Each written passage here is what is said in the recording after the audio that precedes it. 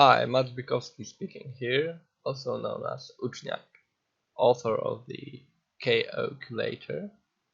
Today I want to show you how to use the software to analyze preflop decisions in a progressive knockout tournament. This is a hand from a final table. Such tournament played on PokerStars. And we will input all the data from the hand into the software, into KOculator, and see. First, let's see how we can analyze a push fault decision. So, to do this exactly as it should be done, first we need to input all the payouts. So let me quickly do this also to show you how long it really takes, how short it takes.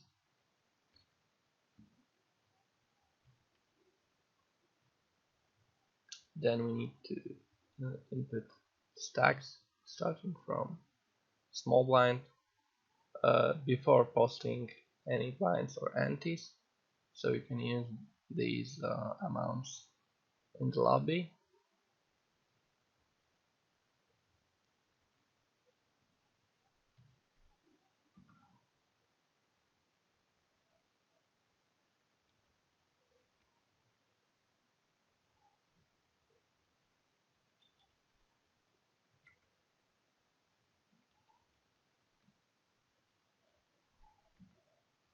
Just for the sake of simplicity, I'm skipping the change.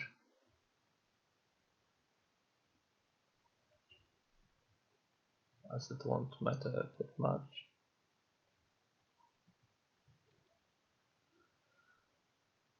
And now we need to put in the bounties here, so the amounts that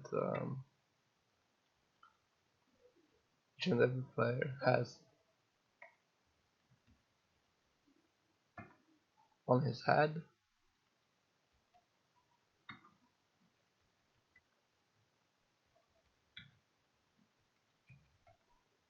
Okay, that should be it. We need to set the blinds. Now the blinds 80, small blinds 40, and the ante of 12. And finally, we need to set what percentage of the bounty is won instantly, whereas the remainder is added to our own bounty. This is normally 50 in PokerStars tournaments. Now we're all done, and we can press calculate. This should take around 10 seconds to calculate real time. I'm not pausing the video. Okay, 11 seconds, close enough. And this is the Nash equilibrium for this hand. What we are interested in is the push fault decision for the player named Mariana. So this is the hijack seat. So we go to hijack push, and these are the hands that this player should open push when folded to with their respective EVs. The EVs are shown as the percentage of total prize pool, meaning all the payouts for these 7 players plus sum of all the bounties. There are still to be won. So 0.01 here means 0.01% of the total prize pool in play. As is the standard.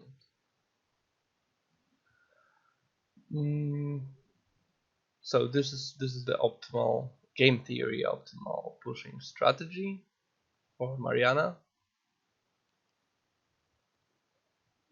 We can also see how players behind should react. In this particular hand, or in this particular final table, the dynamics is interesting as the player with the highest bounty has the shortest stack, so everybody will be wanting to get his head.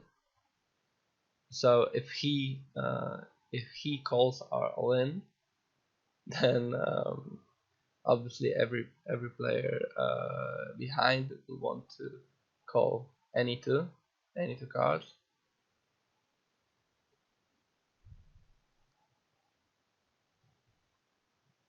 Yeah, if we have the reason to think that the calling range is assumed, so to speak, by the Nash equilibrium approximation, are not realistic. We can, for example, if we, for example, if we think that the big blind will not be calling us that wide, we can edit the range. For example, let's assume instead of calling top 50% of his range, he will only call us 40%. Then we can recalculate.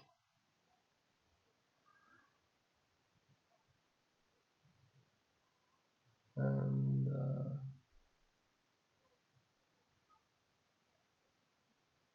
that's it.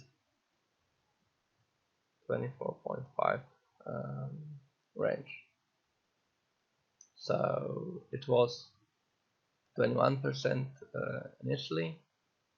After locking big blind calling range to 40%, so tighter than it should be, our pushing range changed from 20 to around 25%.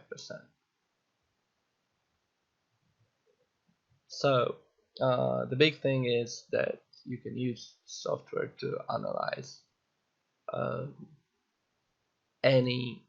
basically any knockout tournament that you want, which is only available in the KOculator,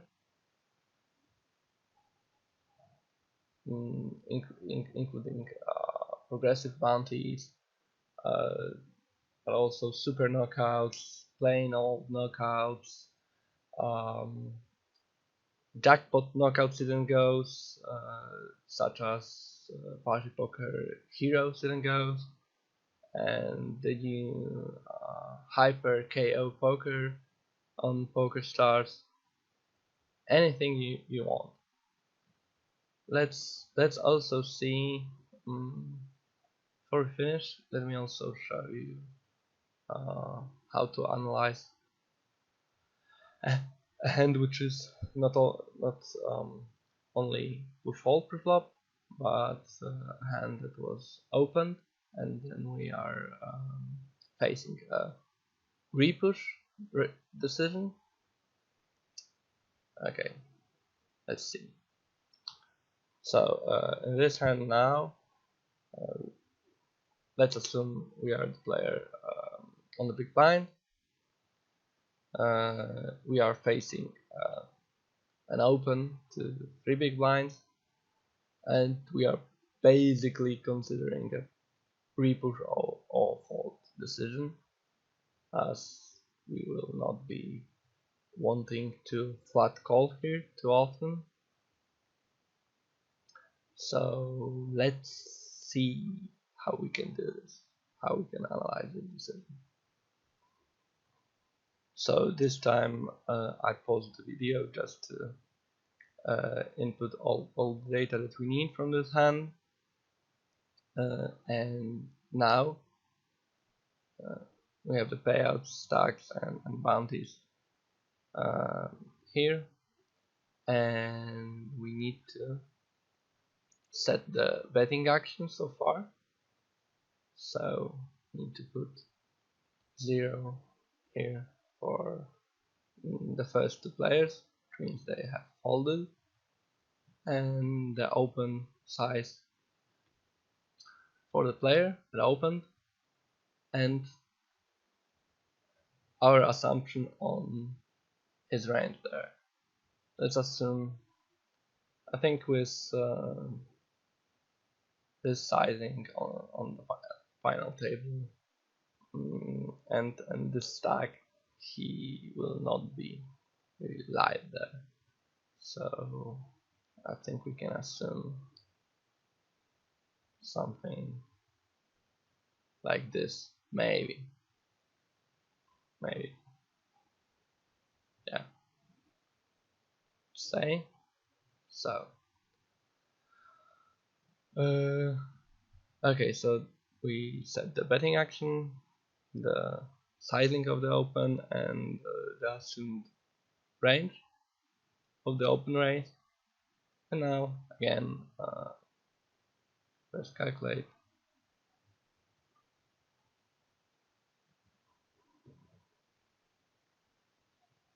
This time it was a little quicker. So this is again the range shown for the open. And as the big blind, we should only reshove top 5%. This is a little, this needs maybe a little more calculation, as we can see that hands which are minus V are sometimes played in this approximation, which is to be expected because this is only an approximation of the real Nash equilibrium. So in some cases we will have some minus EV hands that are still being played. Otherwise it wouldn't be an approximation, it would be the exact Nash equilibrium, which is incomputable. So we can press recalculate once again, just to have a more exact approximation.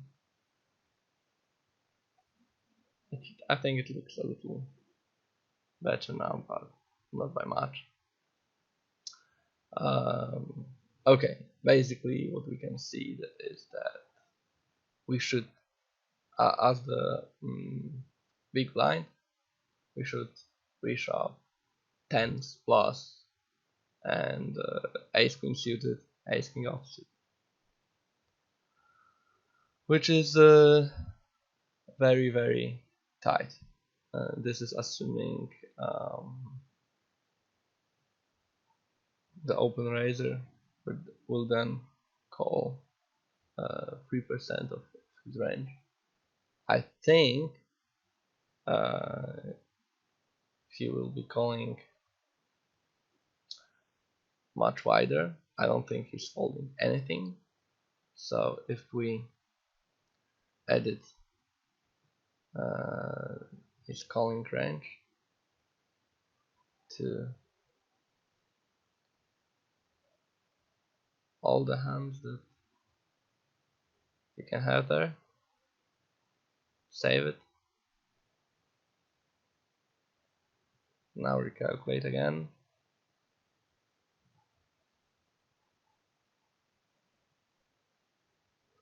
then we should, without any fold equity whatsoever, we should repush even tighter. Jacks plus and ace king suited now. Okay, so we have seen how we can analyze a push fold decision. We have seen how we can analyze a pot that's been already opened by someone else. Enjoy!